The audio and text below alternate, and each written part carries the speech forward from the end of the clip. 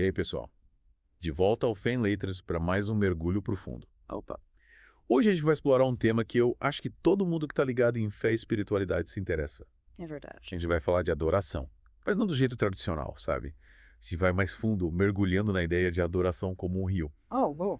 Essa é a analogia central do livro Following the River, de Bob Sword. Que legal. E aí, antes da gente começar a desvendar esse livro, aquele recadinho de sempre, curte o vídeo, se inscreve no canal, ativa as notificações e compartilha com a galera. Isso aí. Ajuda demais o nosso canal a crescer e a levar essa mensagem para mais gente. É verdade. E se você tiver alguma sugestão de livro para a gente explorar por aqui, manda para a gente nos comentários. Boa. Então vamos lá. Logo no comecinho do livro, o Sorge usa uma passagem de Apocalipse, capítulo 22, versículos 1 e 2, que fala sobre um rio, o rio da água da vida. Interessante. E ele descreve esse rio como cristalino, sabe? Fluindo do trono de Deus e do Cordeiro. E sabe o que é mais legal? Ele sacia a sede da alma Nossa. e ainda traz cura para as nações. É ou não é um rio que a gente busca na adoração? É esse rio que a gente busca, com E certeza. sabe o que é mais legal ainda? Essa busca, ela não é em vão, ela não é à toa. Porque a gente tem, além do Apocalipse, a promessa de Jesus em João capítulo 7, versículo 38, Legal. onde ele fala, Jesus fala, né? Yeah. Que rios de água viva vão fluir do interior de quem crê nele. Claro que a experiência completa total. A gente só vai ter lá no céu, né? É. Mas a gente já pode ter contato com esse rio aqui na Terra, o que é maravilhoso. Sim. E aí a pergunta que fica é, como a gente mergulha mais fundo nesse rio durante a adoração? Boa pergunta. E aí que entra a visão de Ezequiel. Lá em Ezequiel capítulo 47, ele descreve esse rio que flui do templo com detalhes incríveis. Que legal. E o Sorge usa essa visão para aprofundar a analogia da adoração como um rio. Faz sentido. E sabe o que eu achei interessante? Essa água que flui do templo, ela me lembra a água que jorrou do lado de Cristo na cruz, Nossa, é verdade. reforçando a importância do sacrifício de Jesus para a nossa adoração. Sim, com certeza. E aí Ezequiel ele descreve diferentes estágios do rio. Começa com a água rasa batendo nos tornozelos e vai ficando cada vez mais profunda, Calma. até chegar num ponto que só dá para nadar. Olha só. E o Sorge, ele usa essa progressão, né, para mostrar os níveis de profundidade que a gente pode alcançar na adoração. Interessante. A gente pode ficar ali na beirinha, né? Na zona de conforto. Ou se aventurar e ir mais fundo, onde a experiência é muito mais intensa e transformadora. Legal. A gente quer ver vidas sendo impactadas, transformadas, arrastadas por essa correnteza, né? Exato. E é interessante que nesse capítulo de Ezequiel, ele também fala sobre árvores de cura que crescem nas margens do rio. O que você acha que elas representam? Elas representam o modo de Deus para curar e restaurar vidas através da adoração.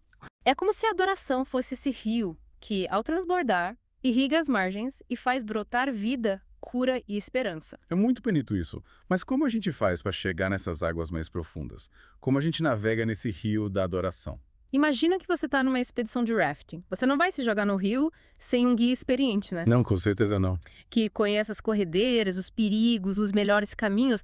Na adoração é a mesma coisa. A gente precisa de um guia e esse guia é o Espírito Santo. Verdade. É ele que nos conduz, nos inspira, nos capacita a adorar em espírito e em verdade. Faz todo sentido. E quando a gente se deixa guiar pelo Espírito Santo, a adoração, ela se torna autêntica, poderosa, transformadora. Exatamente. E em Coríntios, capítulo 14, versículos 24 e 25, Paulo, ele descreve o impacto que essa adoração autêntica tem, principalmente sobre quem não conhece a Deus.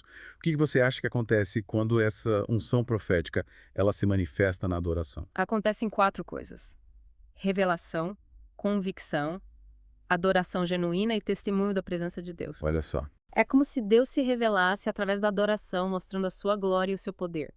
As pessoas que não conhecem se sentem tocadas, confrontadas, e isso as leva a reconhecer a verdade e se render a Ele. Nossa. A adoração autêntica gera convicção de pecado, quebrantamento e arrependimento. Verdade. E essa experiência, por sua vez, leva a uma adoração ainda mais profunda, mais genuína, mais intensa. Aí, o testemunho da presença de Deus se torna incontestável. Navegar nesse rio da adoração envolve usar as canções, os elementos da adoração, né? Para testar as águas. É como se a gente estivesse usando um radar para identificar a presença de Deus e se mover na direção da sua correnteza. Exato. Mas e a lista de músicas? Ela é importante. A lista é um guia, não uma camisa de força. A gente precisa ter essa sensibilidade para perceber para onde o Espírito Santo está nos levando. Uhum. E ter a flexibilidade para se desviar do roteiro, se for preciso. Yeah. A beleza da adoração está na espontaneidade, na liberdade de se expressar diante de Deus com autenticidade. E a preparação para o culto? Será que ela pode atrapalhar essa espontaneidade? Se a gente se prepara muito, não corre o risco da adoração ficar engessada. Preparação é essencial, mas ela não deve ser engessada. Uhum. Imagina um mecânico que vai consertar um carro.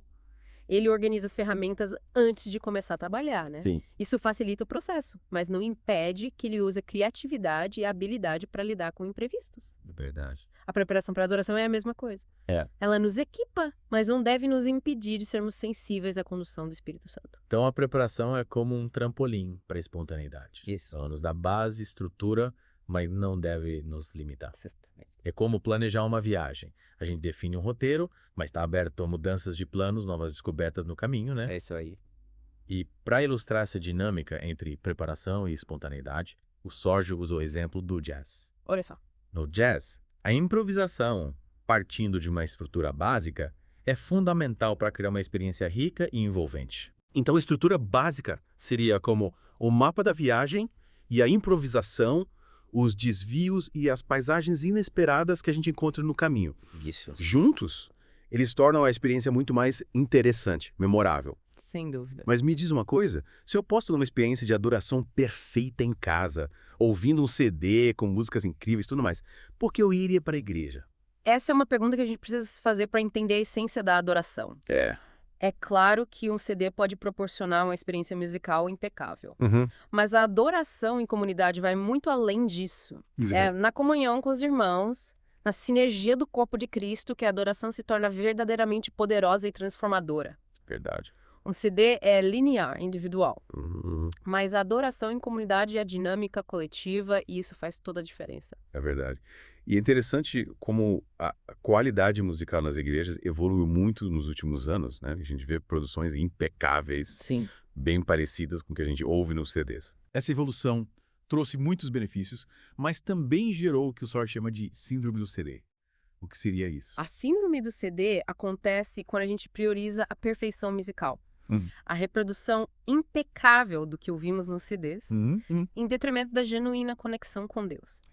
A gente precisa tomar cuidado para não cair nessa armadilha da performance, da artificialidade. O objetivo da adoração não é a excelência musical, mas a experiência do rio. O encontro com a presença de Deus que nos transforma e nos impulsiona a viver uma vida de adoração autêntica. Então, em vez de buscar uma cópia perfeita do que a gente ouve nos CDs, a gente precisa buscar essa experiência do rio, Exato. essa conexão autêntica com Deus. É como se cada culto fosse a criação de uma tapeçaria única, com fios vindos de cada membro da congregação. Perfeito. Cada um contribui com a sua cor, a sua textura, a sua história, formando um conjunto singular e irrepetível. Que legal. Mas para essa tapeçaria se completar, é preciso a participação ativa de todos. Líderes, músicos, congregantes. Cada um tem um papel fundamental na construção dessa obra de arte, que é a adoração coletiva. Mas em muitas igrejas, essa construção acaba virando um campo de batalha, né? É verdade. Essa tensão entre o novo e o velho, entre a tradição e a inovação, pode gerar conflitos e impedir que a adoração flua livremente. Sim. É o que o Sorge chama de guerra de adoração. Exatamente. E a gente precisa entender o valor tanto do velho cântico quanto do novo cântico. O velho cântico nos conecta com a história da igreja, com as verdades atemporais da fé, com a estabilidade e a segurança da tradição. Ele nos une, nos fortalece, nos ancora na rocha que é Cristo. Mas e o novo? Será que a busca pelo novo pode levar à instabilidade, à perda da unidade na adoração? A busca desenfreada pelo novo pode levar à instabilidade e à superficialidade, sim. Mas é importante reconhecer que o novo também tem o seu lugar na adoração. Ele traz frescor, poder, quebra barreiras e nos impulsiona para águas mais profundas. Em Miqueias, capítulo 2, versículo 13, o profeta fala da unção do quebrador, Que legal. que abre caminho para o novo de Deus se manifestar. Nossa. O novo cântico não se limita às canções mais recentes, mas se manifesta também nas expressões espontâneas, nas melodias que nascem do coração durante a adoração.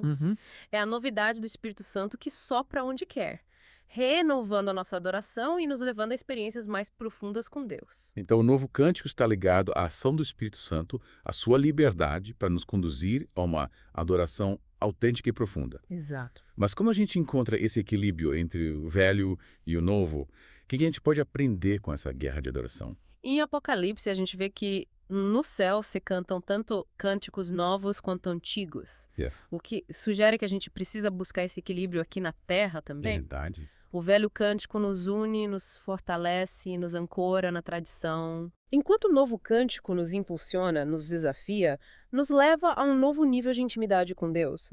É como um ciclo. O velho nos prepara para o novo e o novo nos leva de volta ao velho, com uma compreensão mais profunda e madura. É como se a gente estivesse navegando nesse rio da adoração e o velho e o novo fossem as duas margens que nos guiam e nos sustentam. Exatamente. E para ilustrar essa dinâmica, o Sorge usa a analogia da banda Grateful Dead, Legal. que era conhecida por seus shows improvisados.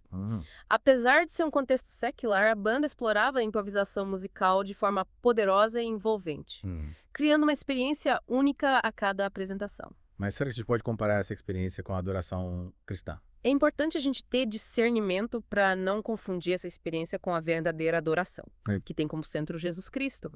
No caso do Grateful Dead, a busca era por uma conexão com uma consciência cósmica, um poder impessoal. Já na adoração cristã, o alvo é Jesus, o Cordeiro que foi morto e ressuscitou para nos dar a vida eterna. E a história dos 3 jovens na fornalha nos mostra a importância de manter Jesus como centro da nossa adoração, né? Sim, com certeza. Eles se recusaram a adorar outros deuses.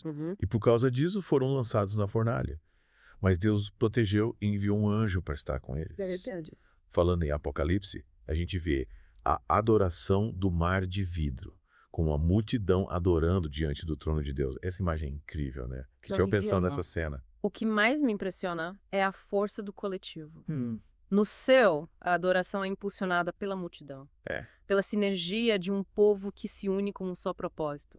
Adorar a Deus com todo o seu ser. E essa cena contrasta com a realidade de muitas igrejas hoje em dia, onde a adoração parece estar mais focada na plataforma do que na participação da congregação. Verdade. Imagina se João fosse transportado para uma igreja de hoje. Como ele descreveria um culto contemporâneo? Será que ele reconheceria a adoração do mar de vidro na dinâmica atual? Acho que ele faria impressionado com a estrutura, a organização, a qualidade musical. Mas, ao mesmo tempo, talvez sentisse falta da espontaneidade, da participação vibrante da congregação, daquela sensação de que a multidão está realmente engajada na adoração. E por que você acha que isso acontece? Por que será que a gente vê tanta passividade na adoração hoje em dia? Acho que tem vários fatores que contribuem para isso. Timidez, frieza espiritual, dependência da liderança, falta de questionamento do modelo tradicional, influência da arquitetura dos templos, busca por ordem e controle, enfim, uma série de coisas que impedem a congregação de soltar e se entregar à adoração. Mas a gente precisa despertar para a nossa identidade como grande multidão que se coloca diante do trono de Deus. Em Apocalipse capítulo 7, versículos 9 e 10, a gente vê essa multidão adorando com entusiasmo, com paixão, com liberdade. Sim. É essa postura que a gente precisa buscar na nossa adoração. Exato. Chega de ficar esperando a liderança cutucar a congregação para participar da adoração. A responsabilidade pela adoração genuína está em cada um de nós. Verdade. A liderança pode facilitar o processo, mas não pode acender o fogo no coração de cada pessoa. A chama da adoração precisa partir de dentro, de um coração quebrantado e sedento pela presença de Deus. Então é hora da congregação se libertar da passividade, tomar conta da adoração e contagiar a equipe de louvor com sua paixão. É hora de encontrarmos a nossa voz e nos expressarmos com liberdade e autenticidade diante do nosso Criador. O que você acha que aconteceria se a gente realmente vivesse essa adoração do mar de vidro nas nossas igrejas? Seria uma revolução. Em Apocalipse, capítulo 14, versículos 1 a 3, João descreve o som da multidão adorando no céu como um estrondo de muitas águas e trovões. Nossa. Imagine esse som ecoando nas nossas igrejas. Uau. Seria um rugido de louvor, um clamor que alcançaria os céus e moveria o coração de Deus. Seria incrível. Mas como a gente faz para chegar lá? Como a gente promove essa mudança de paradigma na adoração? Acho que o primeiro passo é a congregação assumir o seu papel como protagonista. A plataforma precisa ser uma facilitadora e não o centro da adoração. A gente precisa romper com esse modelo tradicional e experimentar a plenitude da adoração do mar de vidro. Mas qual seria a cara dessa adoração? Como ela se manifestaria na prática? Imagina a cena. A congregação, tomada pelo Rio de Deus, irrompe em um novo cântico, contagiando a equipe de louvor. A glória de Deus se manifesta no ambiente com curas, milagres, arrependimento de pecadores. Nossa. As barreiras são quebradas, a atmosfera é transformada e a presença de Deus se torna palpável. Uau. Que cena poderosa. É a fluidez da adoração, impulsionada pelo amor a Jesus, o Cordeiro que nos resgatou e nos conduz à verdadeira liberdade. E essa liberdade nos leva à visão completa da adoração. Busca pelo rio, fluidez e espontaneidade, novo cântico, transição de liderança, manifestação da glória de Deus, quebra de barreiras, arrependimento e transformação. Que a gente possa mergulhar nesse rio e se deixar levar pela correnteza do Espírito Santo, experimentando a plenitude da adoração que transforma vidas e impacta o mundo. E para entendermos melhor como viver essa adoração autêntica e transformadora no nosso dia a dia, a gente vai continuar explorando esse tema no próximo bloco. Fique ligado. Essa visão da adoração como um rio é muito poderosa, né? E nos leva a buscar uma experiência mais profunda com Deus. É ir além da superfície. Sai do raso. Não é só cantar músicas bonitas ou seguir um roteiro, sabe? Não. É ter o coração ligado em Deus. É. Espírito quebrantado, sedento pela presença dele. A gente precisa deixar de ser só ouvinte da adoração e virar participante de verdade. É isso aí. E essa mudança diz que a gente saia da zona de conforto, né? Sim. Se jogar nesse rio e se deixar levar. É como a diferença, sabe? Entre um músico que toca uma partitura com perfeição e um que compõe a melodia da própria alma. Uau. A gente não quer ser só copiador da adoração, repetindo frases e gestos ensaiados. Não. A gente quer compor a nossa experiência com Deus. Expressar a nossa fé, o nosso amor, a nossa gratidão de forma autêntica. E quando a gente se permite essa liberdade, a adoração fica viva, dinâmica e imprevisível. Né? Exato. É como navegar por um rio, com paisagens novas a cada curva. É se surpreender com a beleza da criação de Deus. E essa imprevisibilidade pode assustar um pouco, né? Principalmente quem gosta de ter tudo sob controle. Quem gosta de planejar tudo. Seguir um roteiro rígido. Mas é nesse desapego que a gente encontra a beleza da adoração. A liberdade de se entregar ao Espírito Santo. E se deixar surpreender. O Sorge usa a analogia da banda Grateful Dead para ilustrar isso, né? Eles eram famosos pelos shows improvisados. É um estilo bem diferente do que a gente vê na igreja. Mas eles criavam uma atmosfera de conexão, sabe? De transcendência. O que a gente pode aprender com eles. A espontaneidade, a liberdade de expressão, o desapego ao roteiro podem criar uma experiência poderosa. Até espiritual, eu diria. Mas como cristãos a gente tem que ter discernimento, né? Sim, claro. Para não confundir essa experiência com a verdadeira adoração. Que tem Jesus como centro. A gente pode se inspirar na criatividade, na energia, na paixão deles. Sem dúvida. É como se a gente pudesse usar essa analogia para repensar a nossa forma de adorar, né? Sair dos cânones, experimentar novas formas de se conectar com Deus. É isso aí. Mas sempre lembrando que na adoração cristã, o alvo é Jesus. Sim. O Cordeiro que morreu e ressuscitou para nos dar a vida eterna. Exatamente. A gente não adora a música, o ritmo, a emoção, a experiência. Não, a gente adora Deus. E a música, a dança, as artes são instrumentos para expressar essa adoração. E a história dos 3 jovens na fornalha, né? Mostra a importância de ter Jesus como centro, mesmo quando a gente enfrenta problemas. Eles se recusaram a adorar outros deuses, mesmo com medo de morrer. E Deus os honrou. Os protegeu, os livrou da fornalha. Essa história nos desafia a ter essa coragem, essa fidelidade a Deus. A não se curvar diante de outros ídolos. E essa fidelidade se mostra na nossa adoração. A forma como a gente se coloca diante de Deus. No que a gente coloca no altar do nosso coração. A adoração autêntica vem de um coração rendido a Jesus, que reconhece a grandeza dele. E se entrega com humildade. E quando essa adoração acontece em grupo, a gente vê um pedacinho do céu, né? Daquela adoração do mar de vidro que a gente vê em Apocalipse. Com uma multidão adorando a Deus. Que imagem forte. O que te chama a atenção nessa cena? A força do coletivo, a unidade, a harmonia, a intensidade da adoração. E essa cena nos desafia a buscar essa mesma unidade, essa intensidade aqui na Terra. Mas como fazer isso num mundo tão dividido, tão fragmentado, tão cheio de coisas que tiram nossa atenção? Boa pergunta. Como a gente faz para nossa adoração ser mais parecida com essa adoração do mar de vidro? Acho que o primeiro passo é a gente entender que a adoração não é só na igreja. A adoração é um estilo de vida, uma postura do coração, é se conectar com Deus em todos os momentos. Então a gente tem que levar essa adoração do mar de vidro para o nosso dia a dia, né? É isso aí. Mostrar nossa gratidão a Deus em tudo que a gente faz. E quando a gente vive essa adoração, a gente se torna um canal da presença de Deus. Um instrumento para que a sua glória seja vista no mundo. Mas como lidar com as distrações, as tentações, as dificuldades? Como manter essa chama acesa em meio aos problemas? A chave é ter um relacionamento íntimo com Deus, através da oração, da leitura da Bíblia, da meditação. É como alimentar essa fogueira da adoração, né? Isso. E a gente faz isso se conectando com Deus. Exato. E essa fogueira, quando está acesa, ela ilumina o nosso caminho. Nos aquece quando tá frio. Nos guia no escuro. E também pode ser um farol para outras pessoas, né? Atraindo elas para a luz de Cristo. Mostrando o caminho. O Sorge usa a analogia de um exército para falar da força da adoração autêntica, né? O que você acha disso? Acho que mostra bem o poder da unidade, da organização, da disciplina na adoração. Quando a igreja se une num só propósito, quando marcha junto para o trono de Deus, nada impede. E como um exército de adoradores marchando para a vitória. Conquistando território para o reino de Deus. E essa vitória se mostra de várias formas, né? Sim.